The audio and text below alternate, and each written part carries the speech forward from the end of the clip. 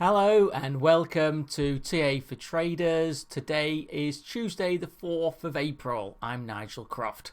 In this video we'll be concentrating on the Dow Jones Industrial Average. We'll look at the charts and give a technical opinion.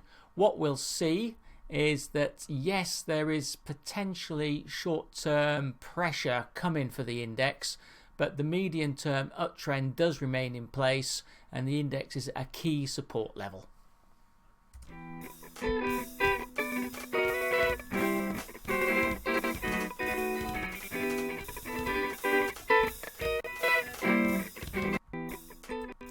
So here we have the Dow Jones Daily, and each candle represents one day's trade.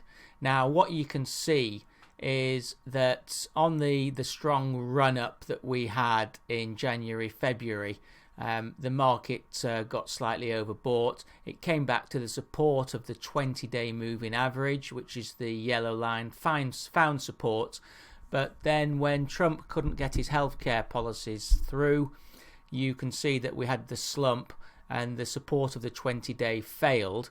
Now we've got the 20 days rolled down, which is a slight negative to the market and would give resistance on any if we went back up there. So that's a negative. What we're doing now is very much like we were trading along the 20-day about 3 weeks ago. We're now trading along the 50-day, which is this blue line. Because the market's drifted off and come back, you can see that the RSI, which is a momentum indicator, is now slightly negative with a downtrend and is actually back below the 50 level at 43.16. And also the MACD have rolled down, which I've talked about before, again a negative momentum. The support on the 50 days, the key to this market. You can see that the pattern is flags and then rallies, flag, rally. This could easily be another flag rally, and the technical analyst would be hoping that it would be the 50-day moving average that would give the support and then would give the push up that the market needs. If the support were to fail, and fail dramatically, you would then see the supports coming in around about here, the 19.7 level, initially 19.8, then down to 19.7. Excuse me. On the longer term picture, which is now each bar is representing 1 week's trading, again nothing to really be concerned about. You can see the 20-week moving average is moving up, as all the 50 and the 200 week. And again, you can see this pattern that this could easily be a flag. And actually, looking at previous flags, you can see that it could extend a lot further. If it extended further, you then get the catch up of the 20-week moving average, and nothing to be concerned about. As you saw on this flag, the market actually did go down to the 50-week moving average before having its next rally, so no concern there. What is of a slight concern is this chart.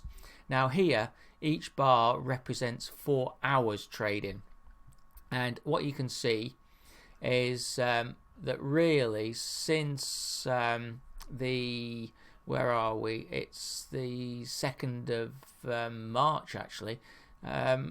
The market has been drifting down, and it now has fallen back below all three of the moving averages.